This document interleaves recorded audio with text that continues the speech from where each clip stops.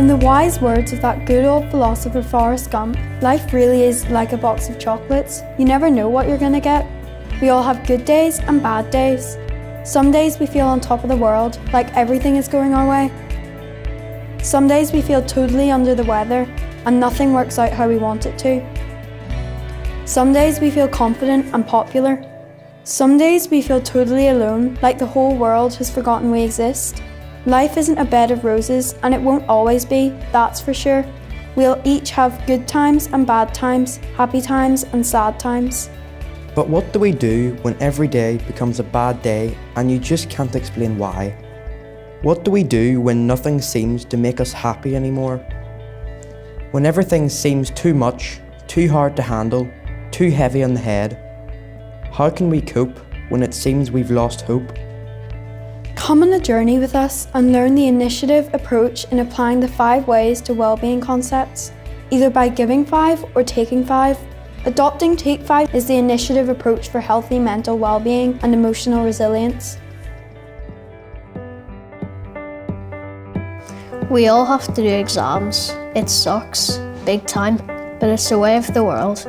We are taught, we learn, and to make sure we learn, we get tested. Simple? Well, sort of.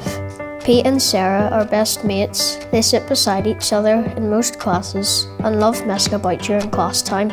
But the clock is ticking as exam time comes around, and both have high expectations on how well they need to do. They need to impress their teachers. They need to impress their parents. They can't let their school down. They can't let each other down. Concentrating is getting hard. They can't seem to remember it all anymore. It used to be so easy, but now it's just so hard and nothing will stay in their heads, no matter how many times they try to learn it. The clock is ticking and it is getting louder and louder. 2 months to exam time, they just won't have the time. 1 month to exam time, they just don't have time.